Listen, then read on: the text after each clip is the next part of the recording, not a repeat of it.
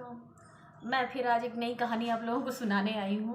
Actually कुछ लोग कहते हैं कि मैं हमेशा जीव जंतु पेड़ पौधों की ही कहानी सुनाती हूँ। यह हकीकत बात है। इंसान का मन जहाँ लगा होता है ना, वो उसी की वाणी बोलता है। तो जीव जंतुओं से प्यार करना कोई गलत बात नहीं है, एक आध्यात्मिक तरह का ये शौक़ है और कुछ ही लोगों में ये डेवलप होता है। मुझे ऐसा नहीं लगता कि सब लोगों के अंदर ये शौक़ होता है, लेकिन कुछ ही लोग इस शौक़ को जो है डेवलप कर पाते हैं।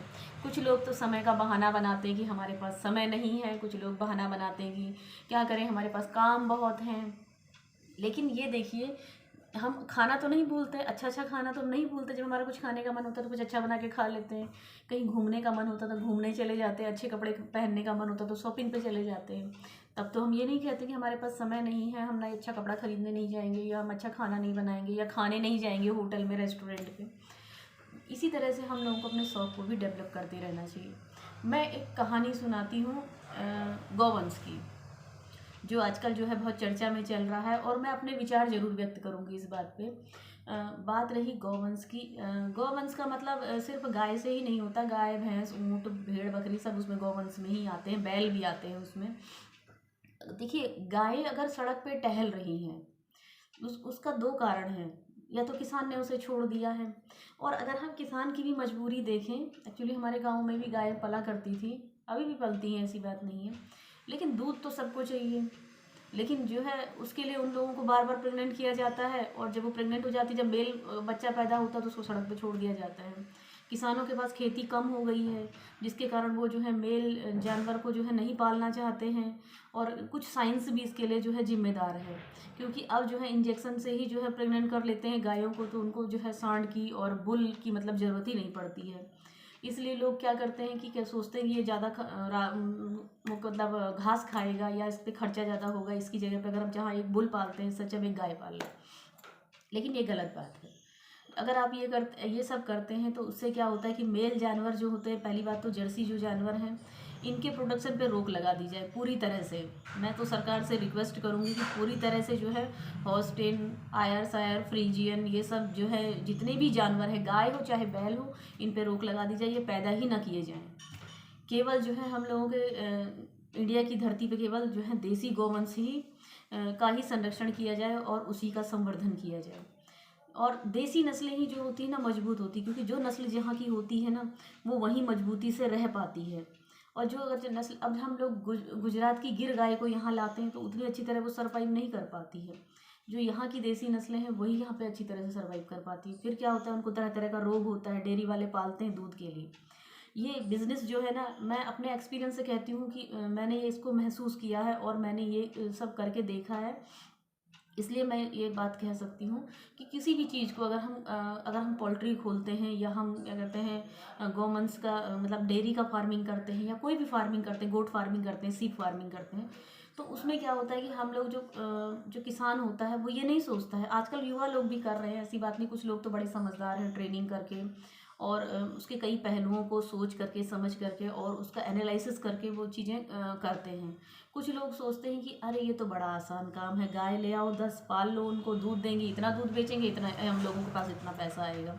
जबकि यहाँ से प्रोडक्शन पालने से लेके प्रोडक्शन तक की जो जर्नी होती है वो बहुत कठिन होती है। मैंने छोटा सा पोल्ट्री फार्म से शुरू किया था, मैंने 5 मुर्गियों से। आज मेरे पास कम से कम 70 मुर्गियाँ हैं। लेकिन स्टार्टिंग के 1 साल, 2 साल, 3 साल, 3 साल में तो मतलब तीसरे साल में हम लोग थोड़ा सा संभल गए, हम लोगों को थोड़ा सा आ गया उसको मेंटेनेंस करना। क्या, मैंने एक साइंटिस्ट का लेख पढ़ा था, उसमें मतलब लेख क्या पढ़ा था, मैंने उनको यूट्यूब पे सुना था। तो उन्होंने कहा था कि हम लोग मुर्गियों को पाल रहे हैं, उनको हम ऑर्गेनिक चीज़ें खिला के उनसे ऑर्गेनिक अंडा प्राप्त करते हैं और हम उसको 40 रुपये का बेचते हैं। तो मुझे लगा यार बात तो सही है, हम लोगों के घर में जो है वेस्ट मटेरियल तो बचता ही है, सब्जियों के छिलके बचते हैं। और वैसे भी हम अदरक वदरक जब बहुत सारी चीज़ें एक साथ सौंठ बनाने के लिए लाते हैं तो उसके छिलके को हम छीलते हैं, तो वो जो पील्स बच जाते हैं, उसके छिलके बच जाते हैं, तो उनको मुर्गियों को आटे में डाल के खिला सकते हैं। हल्दी खिलाते हैं, हल्दी के भी हम कच्ची हल्दी जब यूज़ के लिए लाते हैं, मुझे तो वैसे भी आदत है, मैं ऑर्गेनिक चीज़ें ज़्यादा यूज़ करती हूँ। और कच्ची हल्दी जो है जाड़े में ज़रूर खानी चाहिए, उससे जो होती है ना स्किन एकदम साफ़ हो जाती है। तो हमने कहा हाँ, उसके छिलके जब हम छीलते हैं तो उनको हम खिला ही सकते हैं। तो जब हमने 5 मुर्गियों का सफ़र शुरू किया, स्टार्टिंग में। और हम लोगों ने जो वाइट मिनारको मुर्गी होती है, जिसको फार्मी मुर्गी कहा जाता है, तो वो पाली। तो हुआ यूँ कि स्टार्टिंग में जब वो बड़े बड़े हो गए, कुछ टाइम के बाद बीमारी फैली तो वो सब मर गए। तो फिर मुझे लगा कि वास्तव में ऐसा ही होता होगा जब फार्म में कोई बीमारी, रानीखेत बीमारी या कोई इस तरह की कोई बीमारी फैलती। वैसे भी छोटी मोटी CRD और का तरह तरह के रोग होते रहते हैं इनको। तो इस तरह से सब मर जाते होंगे। वास्तव में बड़ा दुख हुआ कि हम लोगों ने इतने बड़े बड़े करके उनको पाला और वो सब मर गए हैं। तो फिर दोबारा हम लोगों ने फिर लेके आए हम लोग 5-6। फिर दोबारा यही हुआ कि दोबारा फिर उसमें से हम लोग 3 ही को बचा पाए, 3 मर गए। 3 को जैसी बीमारी होना शुरू हुआ, CRD का लक्षण उनको दिखाई दिया। CRD का मतलब जैसे हम लोगों को जुकाम होता है वैसे उन लोगों को भी जुकाम होता है। तो हम लोगों ने उनको अजवाइन, गुड़ और हल्दी और ये क्या बोलते हैं उसको, इलायची, तुलसी के पत्ते, ये सब जैसे काढ़ा हम लोग पीते हैं वैसे उन लोगों को भी हमने पिलाना शुरू किया। कुछ दिन के बाद देखा वो बिल्कुल ठीक हो गए।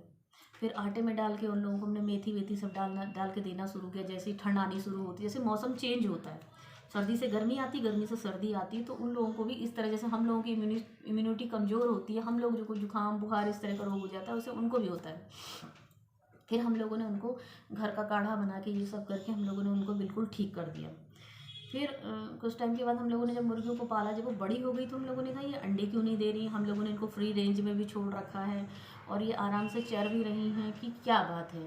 फिर किसी ने हम लोगों से कहा, पोल्ट्री वालों से, तुम लोग इनको जो है ना कैल्शियम नहीं पिला रहे हो इसलिए ऐसा नहीं हो रहा है। तो हम लोगों ने उनके बाड़ी के अंदर मिट्टी की लेयर बिछा दी, मतलब 1-1.5 फुट। उसमें क्या था, जो बारीक बारीक पत्थर चुन के जब वो मुर्गियाँ खाने लगी तो वो अंडे भी देने लगी। मैंने कहा ये तो सबसे सही है कि 0 बजट फार्मिंग है, हम लोगों को ज़्यादा कुछ खर्च नहीं करना पड़ता है। जाड़ों में हम लोग क्या करते हैं कि किसी सूखे हुए पेड़ के नीचे जो पत्तियाँ गिरी होती हैं उनको बटोर के ले आते हैं और मिट्टी तो बिछाई रखी है 1-1.5 फुट, उसके ऊपर बिछा देते हैं।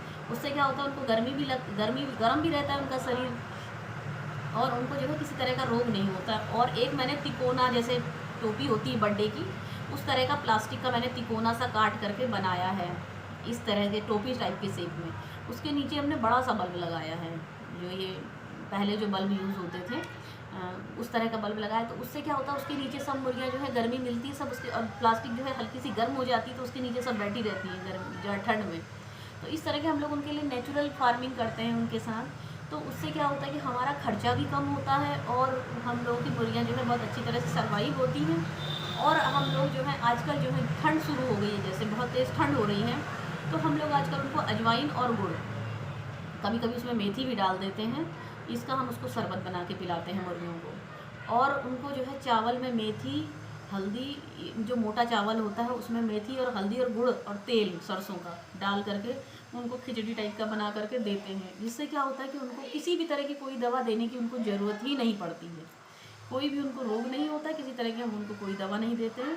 लेकिन उनके अंडे में जो टेस्ट है वो पता है, कस्टमर सब बताते हैं, जितने भी मेरे वहाँ से ले जाते हैं अंडे, वो लोग ये बताते हैं कि कहते हैं कि वास्तव में ये देसी मुर्गियाँ आपने कहाँ से मंगाई हैं, इनके अंडों में वास्तव में बहुत अच्छा टेस्ट है। और वो लोगों ने जो है मार्केट के जो ये फार्मी अंडे खाने बंद कर दिए हैं। लेकिन ये पता है, ये कुछ नहीं होता है, ये होता है हम लोगों की मेहनत का जो स्वाद होता है ना, उसका जो है मज़ा ही अलग होता है। इसलिए दोस्तों थोड़ा सा परिश्रम कीजिए। देखिए जो गाय सड़कों पे है, किसी न किसी गाय को अगर आपके घर में जगह है तो उसको बांध लीजिए। देखिए वो थोड़ा सा चारा खाएगी, वो आपको गोबर भी देगी, गौमूत्र भी देगी। पेड़ों में अगर आप गौमूत्र का स्प्रे करते हैं तो आपके पेड़ जितने भी हैं ना सब स्वस्थ हो जाएंगे। उन पे ये जो कीड़े लगते हैं, किसी भी तरह का माहू, टिक्स, ये माइट्स होती है, जो मकड़ियाँ होती हैं, और ये सफ़ेद रंग का माहू लगता है, काले रंग का माहू लगता है, ये सब कीड़े मकोड़े नहीं लगेंगे। एक बोतल में आप स्प्रे बोतल में डालिए, एक ढक्कन गौमूत्र डालिए, उसको स्प्रे कर दीजिए पेड़ों को। उससे क्या होगा कि आपके घर की शुद्धता तो होगी ही और कीटाणु भी मर जाते हैं। गौमूत्र से तो वैसे कहते हैं कि वो बिल्कुल से कीटाणु मर जाते हैं, कीटाणु मुक्त हो जाता है। पहले लोग गोबर से घर लीपते थे, लेकिन वो लोग जो है ज़्यादा साइंटिफिक थे, उन लोगों को वैज्ञानिकता उन लोगों में ज़्यादा थी। हम लोग अब जो है ना धीरे धीरे जो है, एक तो हम लोगों का आर्थिक लॉस हो रहा है, दूसरा हम लोगों का मानसिक लॉस हो रहा है। मानसिक रूप से भी हम लोग जो है कैद हो गए हैं बिल्कुल विदेशी प्रोडक्ट के। और आर्थिक रूप से तो हमारा खर्च हो ही रहा है। अब किसान जो है पूरी तरह से डिपेंड हो गया है। पहले किसान क्या करता था, अपना बीज होता था उसका, खाद वो अपने गोबर की, गौमूत्र की, इन सब की मिला करके सब कुछ वो बनाया करता, नीम ऑयल और पता नहीं क्या क्या सब चीज़ें बनाया करते हैं। मैं भी बनाया करती हूँ। मैं ये नहीं कहती मैं बहुत बड़े फार्म की मालिक हूँ।